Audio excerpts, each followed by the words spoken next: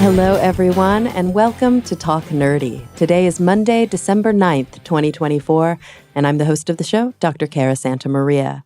And as always, before we dive into this week's episode, I do want to thank those of you who make Talk Nerdy possible. Remember, the show will always be, it is and will always be 100% free to download. The way we keep that going is by relying on the support of individuals just like you. If you're interested in pledging your support for the time being, we're continuing on an as per, that's the word I'm looking for, on a per episode basis. That will be changing with Patreon's rules soon, but for now we can keep going in that direction. All you've got to do is visit patreon.com/talknerdy to learn more. This week's top patrons include Anu Bharavaj, Daniel Lang, David J.E. Smith, Mary Neva, Brian Holden, David Compton, Gabrielle F. Jaramillo, Joe Wilkinson, Joseph Lamore, Pasquale Gelati, Rika Maharaj, and Ulrika Hagman. All right, let's get into it. This week I had the opportunity to chat with Sara C. Bronin. She is an architect, an attorney, a policymaker, and a professor at Cornell University. And she has a new book out called Key to the City: How Zoning Shapes Our World. So without any further ado, here she is, Sara C. Bronin. Sara, thank you so much for joining me today. Thanks, Cara.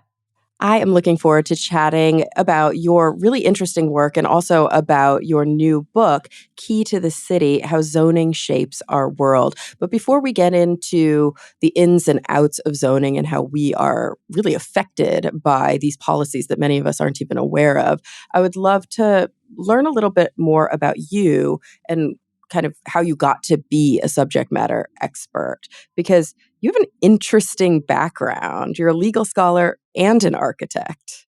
Yeah, I've always been interested in my neighborhood, in places, in buildings, and yeah, I went to architecture school first, then I got a graduate degree in history, and then law school. Was able to, in each of those areas, pursue the study of the built environment and policies and laws related to the built environment, and of course, by extension, our cities. And then I really started delving into these questions of zoning and historic preservation law, actually, as well, as a professor and now I'm at Cornell and continue to do that. And my interest, again, really just stems from one basic question, which is, why do we have the communities that we have? The answer is almost always a legal answer, believe it or not. Yeah. When did that really, it's funny because I think as adults with responsibilities and mortgages and experience, it's clear that these are important questions to be asking and important issues to be diving into. But when we're young, I don't know how much awareness we have of all of these ins and outs. So I'm curious, when did these questions start bubbling up for you? Probably during architecture school as an undergraduate, because of course we learn how to design buildings, but we weren't necessarily well versed at the end of our time in how things like building codes or zoning codes actually influenced what we could design. And I think I felt like that was a missing piece. We had one class, a professional practice class, that touched on some of these issues. And that's one of the reasons why I thought that going to law school would be a good thing to pursue, because we didn't get enough information about the rules of the game in architecture school. And I thought that was a really important part of being an architect, or frankly, impacting anything related to the built environment. Yeah. And I don't know, when your book came across my desk, I remember thinking, wow, this is like a fascinating topic that we don't often talk about. But then I also tried to take the frame of my listeners and asked myself, is this a fascinating topic? And I think it is, and clearly you think it is, as you've dedicated your career to it. But I'm curious about that sort of disconnect with the general public. I sometimes struggle with this when I have computer scientists on the show or mathematicians on the show. Is there a time and a place where sort of most people say, I don't care, or like, this is not something I want to spend time thinking about? I found that when people start to pull the thread of zoning and they pull and they pull and they keep going, they start to realize, oh my gosh, this thing has been here all along and we don't know enough about it. And that's one reason why I wrote Key to the City, which is to take those people who might be interested in pulling that thread and carry them through all of these places and different zoning issues to try to show that this is actually super fascinating because it dictates zoning dictates virtually everything that gets built in a community, and I think it's hugely consequential. And once you see it, you can't unsee it. Mm, And yeah. unlike mathematics or maybe some of the topics of your other guests, everybody lives in a community. Everybody has a neighborhood. The neighborhoods come in different forms and they come in different types of places, rural, suburban, urban. But everybody can observe the conditions in their neighborhood. And again, making that connection to zoning, I think often is an eye-opening experience. Oh, absolutely. And we'll get to this, but definitely including all of those historical up till the present day pressures um, that shape the way that these communities were built intentionally or not intentionally, but very often intentionally. I think that as human beings, and I'm coming at this as a psychologist, there is a tendency to assume an essentialist view, just sort of like the way things are is the way things are because that's the way things are meant to be or the way things are supposed to be. But the way things are the way things are because of choices people made. And there are people behind these decisions. And I think that is, as we get into this, one of the, for me at least, most important things to remember is that policies are intentional. Sometimes they have unintended consequences, and sometimes they have very intentional consequences. But the way our communities are is not just willy-nilly, right? Like a lot of choices were made by a lot of people with intentionality. Choices that include not just these lengthy texts where the outlines of different districts within a community are laid out in great detail, but also maps where line drawing tells you exactly how your neighborhood is going to look.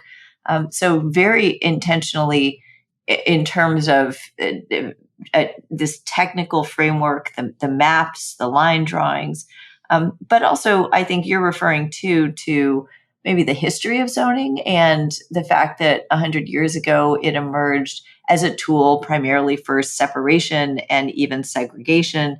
That sometimes segregation in particular was written explicitly into zoning codes.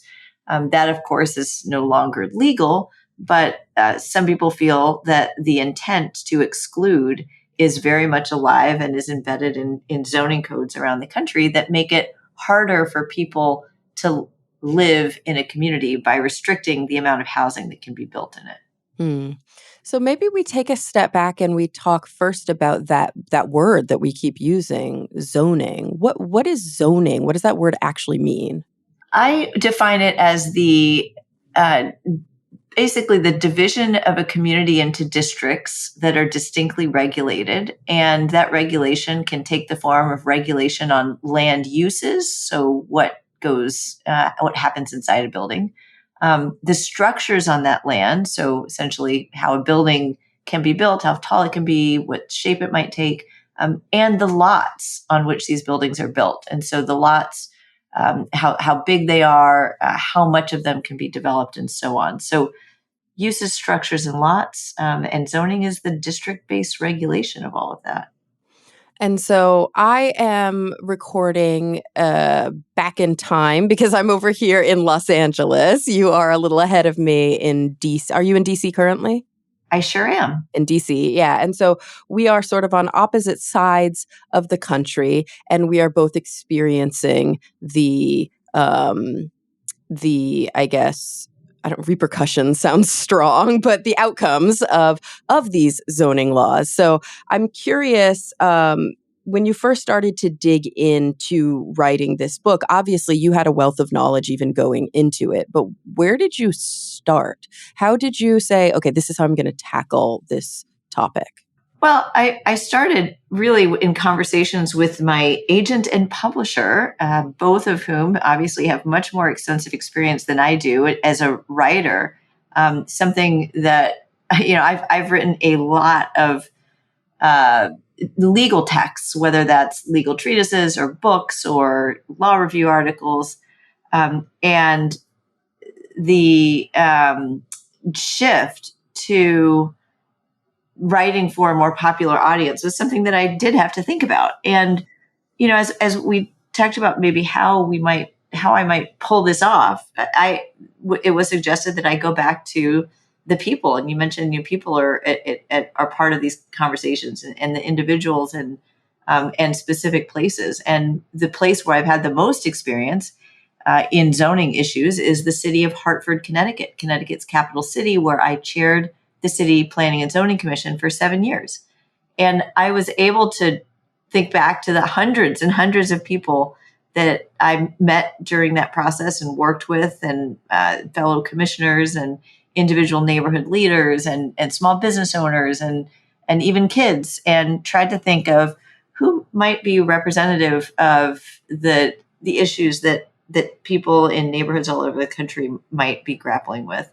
And so I picked the first person in my book is a neighborhood leader that was gracious enough to walk around the city with me, a woman named Denise Best. I also highlighted a small business owner who was just trying to build a brewery. All he wanted was a simple brewery, and tells his story, and so on. And it's not all people from Hartford, certainly, but they formed the core of the book, because that's really where my zoning experience comes from. That's where I learned so much about how zoning works on the ground, beyond just the legal expertise that I seem to have amassed as a law professor.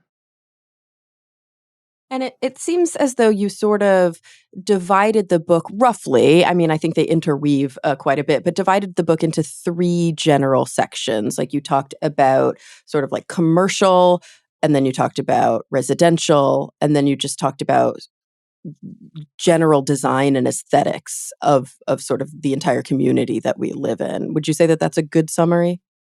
I think for me, the way that I had conceived of the whole book was very much like that. In one way, maybe not residential commercial, so much as really this thing that I referred to in the very last paragraph of the book, the Vitruvian triad of firmness, commodity, and delight. This Roman architect's way of looking at buildings. So you mentioned, the delight part. Firmness refers to how strong a building is, whether it will stand up. And when I think of that as applied to a city, they think of things like the street networks, the roads, the things that make us the infrastructure, and even nature as infrastructure, which is the focus of one of my paragraphs. And then commodity is sort of the usefulness of things. And I do have, the book starts with this first part on vibrant economies, and then talks about the essentials, which might be the commodity part, and then delight and designing for delight. That's the delight part. But I do think that these things are all interrelated across different uses. Whether it's residential, commercial, open space, industrial uses, institutional and governmental uses, adult uses are covered in the book. So those are the nightlife related uses. And I mean, all of these come together to influence whether our communities are well connected, whether they're accessible, whether they satisfy our very human need for a beautiful environment.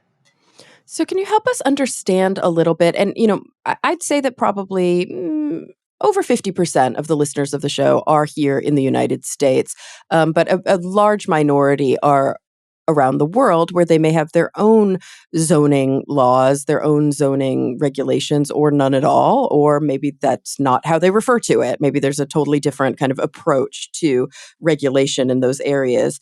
But when we talk about zones, right, we're talking about zoning. So there are zones in a community, in a city. And those zones are then legally defined as being able to say, this can be here, but this cannot. Like what is kind of the structure of that decision making? Well, the way that so it's very big picture. The way that zoning codes are adopted are by local governments, usually local bodies of elected officials like city councils or boards of aldermen, and they set out the text and they decide on the map. So when they set out both of these documents, they identify these zoning districts. Some people call them districts, some people call them zones, some people call them zoning districts. But in any case, these districts, they're given a name, they're given a set of rules, and just as you say or suggest, they're given rules that say you can have these types of uses and not these other types of uses. Sometimes those rules are in the form of a chart. We have a use chart in the city of Hartford zoning code that we rewrote that's 3 pages long. When we overhauled the zoning code in 2016, that use chart replaced 61 pages of narrative text. So again, it runs the gamut in terms of how a local government will set out what's allowed in each district and the level of detail that they would use. I think we should probably be, less detailed and less prescriptive in those uses. And I think that probably will improve outcomes. I think we should be less prescriptive and less detailed in those uses, and that should improve outcomes on the ground because it'll make zoning codes easier to administer. And so when you say improve outcomes, really what you're referring to is uh, builders and developers and investors and residents and everybody who's involved, all the different kind of interested parties being able to do within that city without too much restraint. Well, improving outcomes could be a process improvement. And that's, I think, what you're referring to, like clarity and predictability, both good things to have. But I also meant improve the way that our communities actually work and are built and the kinds of opportunities that people who live and work in those communities have, opportunities which are often controlled by zoning. So if you live in one of the many, many communities across the country, in fact, the vast majority of the country that is zoned for residential uses only, you have a certain type of experience. That experience often does not include being able to walk down the street to get a snack or being able to go around the corner to get a haircut. Those are the kinds of experiences, though, that make a community lively and that get you out of your car and let you walk around. But again, most American communities are not designed that way, and that's because of zoning. Oh, that's fascinating to think about. I forget sometimes what a bubble I'm in living in a really, really large city like Los Angeles, which has a very specific flavor, probably like 99% due to zoning. I often describe LA to my friends who don't live here as a large urban city that feels very suburban. So you can live in a house, you can have a yard, but you can also walk to a convenience store or a Starbucks or wherever you need to go, depending on the neighborhood that you're in, usually pretty easily. Like you have the perks of being in a very urban center with the feeling of a more suburban city. And I've always loved that it has the best of both worlds here.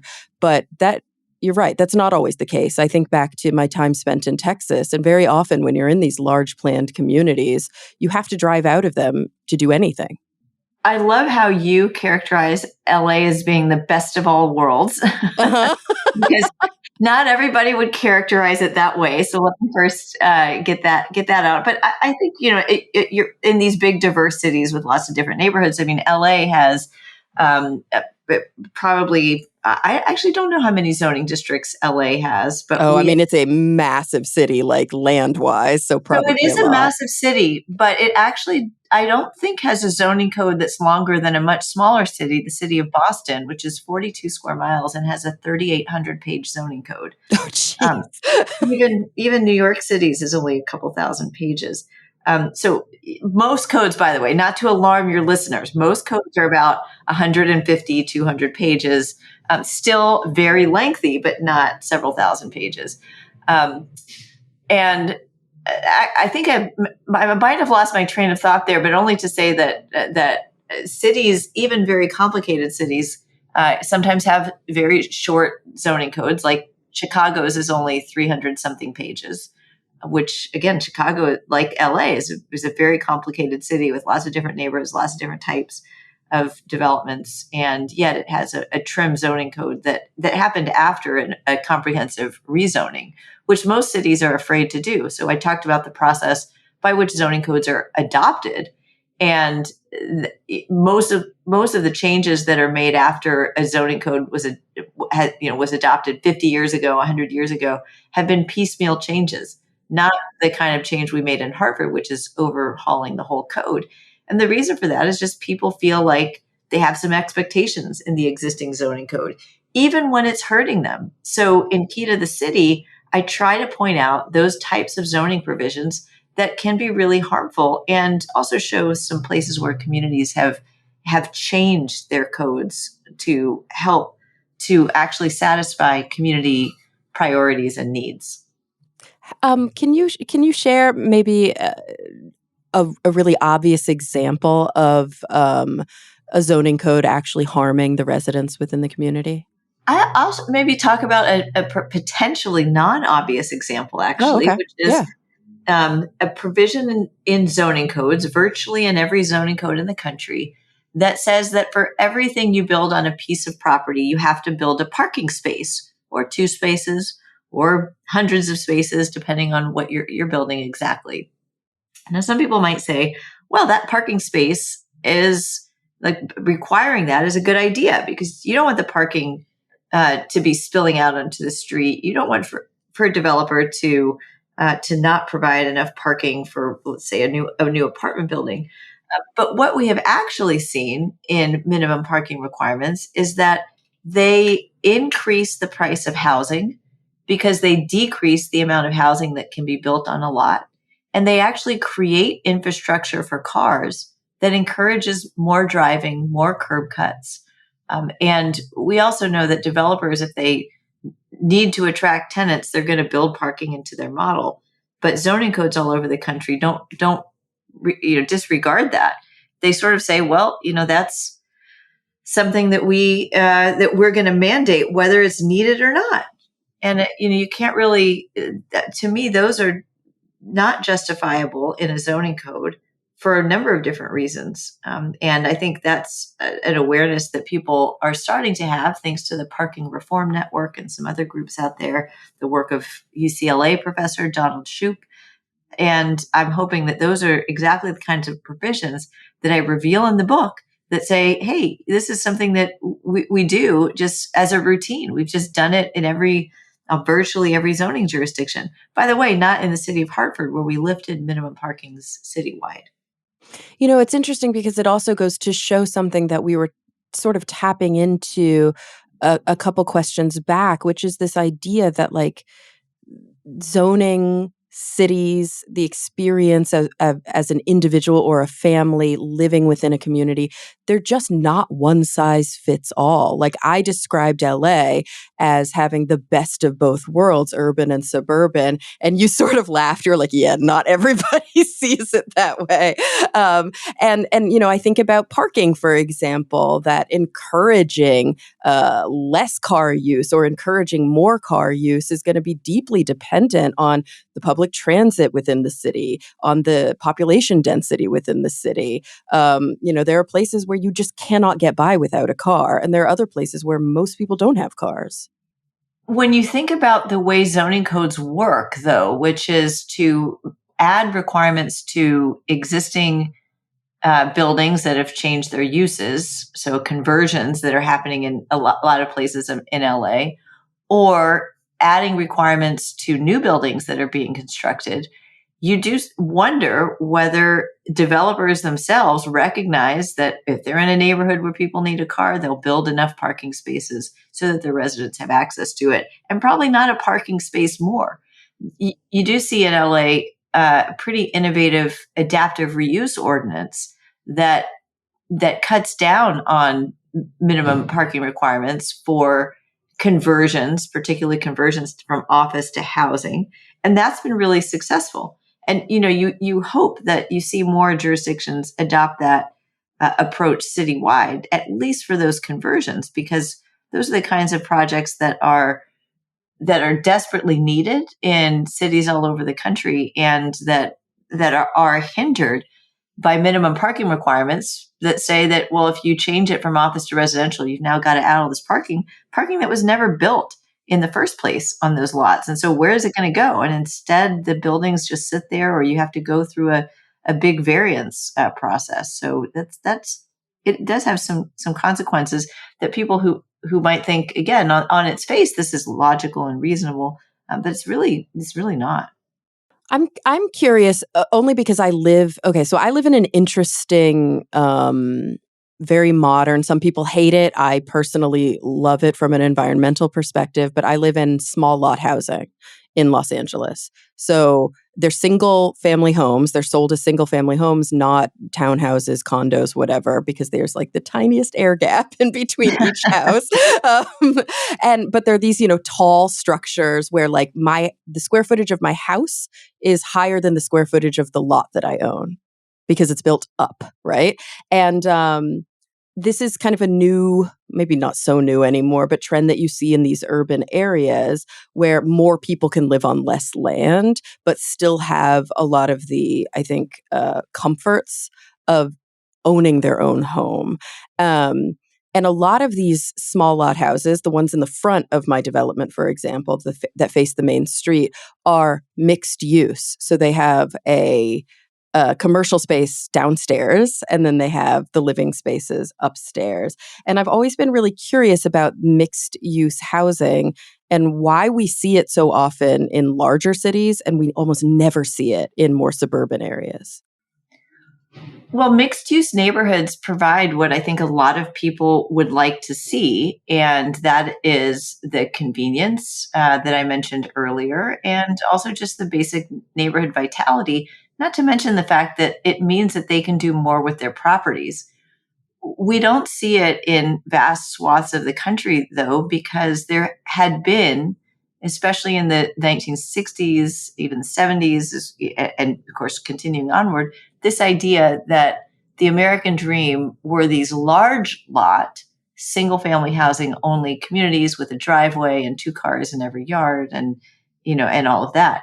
So American communities were built to meet that supposed dream. A dream that we are seeing now is a dream that is confining us to our cars, requiring us to drive everywhere, and kind of making too many of us live in boring places. And maybe people want to live that way. And we do, I see that there's a preference for that because people live in suburbs and not in central cities. But there are a lot more people who would like to live a more urbane, more connected neighborhood, in a more urbane and connected neighborhood, who don't have the opportunity to do so because they are illegal to build. So I think your neighborhood is one of the exceptions to that. And one of my research projects, the National Zoning Atlas, which is online at zoningatlas.org, reveals just how much land is devoted to only residential uses. And it's a bit startling. As in, it's most of it? The vast majority of land that we have logged in the 5,000 cities, counties, towns, and villages that we've included on the map are primarily residentially zoned. Mm.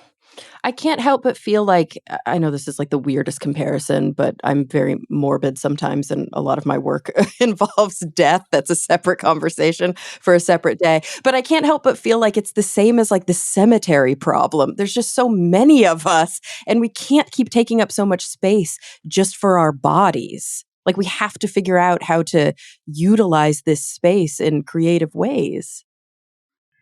Well, there is such a thing, by the way, as cemetery zoning.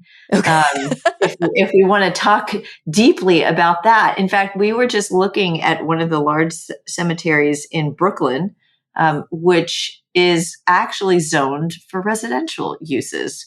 So there's a whole side conversation that can definitely be had on on cemetery related zoning. Sometimes it's covered in open space. In the very strange case of the Brooklyn zoning, it's residential land. It's Um, fascinating. yes. So, yes. So I think there is a whole side conversation on that.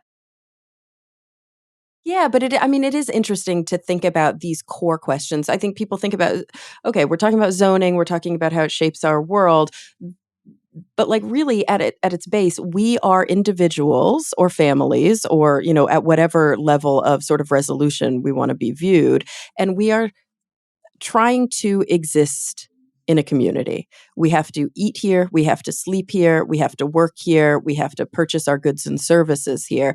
And how really do we do that in a way that is good for the economy, good for safety, good for the well-being and education of our children, of our older adults?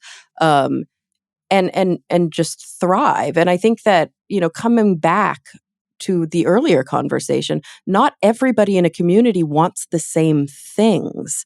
And so how then do these districts, these city councils or these different organizing bodies come to a consensus when they're hearing from their constituents wildly different arguments?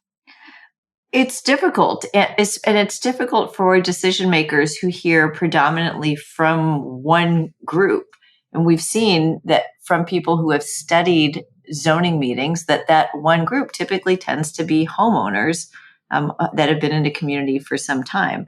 So for projects that are being proposed for new housing or, God forbid, new apartments, you see opposition that influences local decision makers in a way that kind of leads them to keep their communities more limited, more exclusionary. That kind of political push has been um, has started to reverse because of movements like the Yes in My Backyard, the YIMBY movements, and the much more concerted efforts nationally to promote housing reform and to promote zoning reform. But in at the end of the day, it's the local official that's hearing from people they see at the grocery store that's making decisions about zoning, and it does put a maybe not a permanent damper, but it does slow down big changes that are probably needed to address a lot of different things we're seeing nationally, including the housing shortage across all kinds of communities.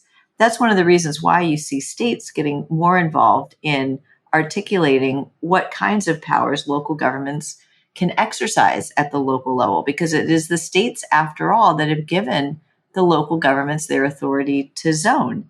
So with that in mind, you have seen states all over the country that have in some ways lended a hand to those beleaguered local elected officials that want to make a difference, but are only hearing from one part of their population.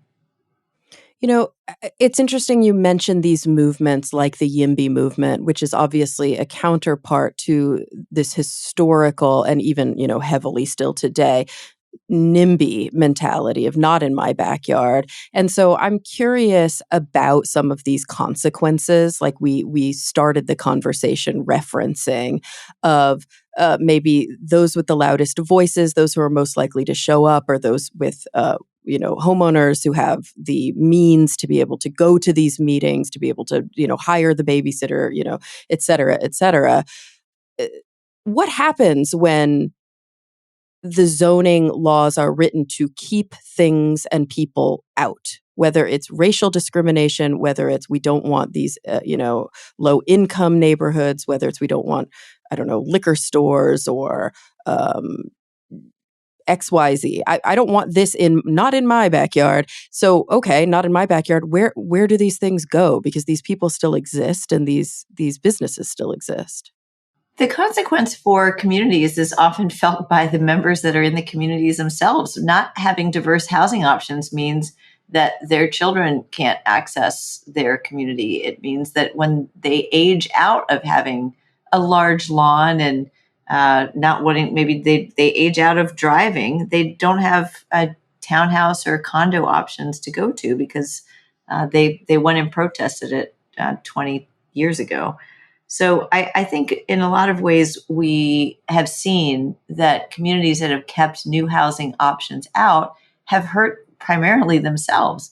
You also see the demand for services that continues to rise, the demand to pave and maintain roads and infrastructure for larger lot communities. Those services could be uh, assisted, improved if there were more housing oftentimes. So allowing property owners to add an accessory dwelling unit to their garage or to their third floor makes the property more valuable for the homeowner, of course, because they get that extra income. And the property taxes on that property could rise too, allowing the local government to get a little cut of that as well. So you can see how adding additional housing within existing communities, even with something as small as an accessory dwelling unit, which by the way are legal all over California now. Yeah, I was going to say there are ADUs everywhere in LA. It's so cool. It's because you also see that you can have then multi-generational living on the same property. And they've been very popular. It took the California legislature lots of years to get it right, but essentially what they've done is they've overridden local rules that would prohibit accessory dwelling units, and they've said, nope, you gotta allow them. And people have built tons of them. They've become a really great source for housing, again, for people to stay in their homes with that little extra income. And I think they've, at least from, it sounds like you're telling as well, but from scholars and others have said these have been a very net positive.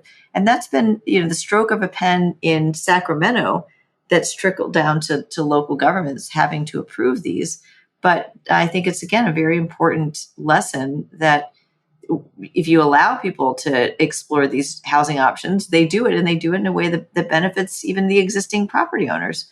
So the protests against them, I think maybe it may have been that happened over the years, have been really muted now because of how successful they've been. Yeah, it's that seems to be the case. And I'm going to ask kind of a broader question here as we're starting to shift gears and wrap up, because there's still so much more to get into, but we're just not going to have time to get into everything.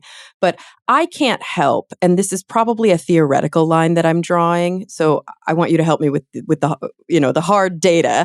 But I can't help but draw a somewhat theoretical line between what we were just talking about, the ability to like put an ADU on a property and have a lower price point rental, or allow somebody's young adult child kind of transitional housing. I can't help but draw a direct line between that and homelessness, between that and this one of, I think, the biggest problems facing large cities today, and just biggest problems facing the moral structure of our communities, that there are people literally living on the street. There are people literally unable to put a roof over their head because they either cannot afford housing, or their addiction or their mental illness is precluding them from being able to maintain housing. This is a zoning issue, is it not? Like, there are real solutions that are tracked back to zoning that directly affect how many people are living on the street. Zoning is what dictates whether housing is built or not. And it dictates how expensive that housing will be, because extra process that's required in zoning, long delays, long review periods, uncertainties about the design, and things like minimum parking requirements and caps on heights can really constrain the amount of housing that can be built. Now, in some places we say, okay, that this, design constraints are a good idea. It'll help us to manage growth in our communities. But I think in tandem with those kinds of maybe common sense sort of bulk and mass rules, you want to have also rules that allow housing at a much bigger scale and in much greater numbers than we allow today. It is a failing of our society. It is immoral, unethical that we do so much to make it hard to build housing, and the consequences of that are visible in every street, in virtually every community in America, with the people who are unhoused, unfortunately, having no other choice.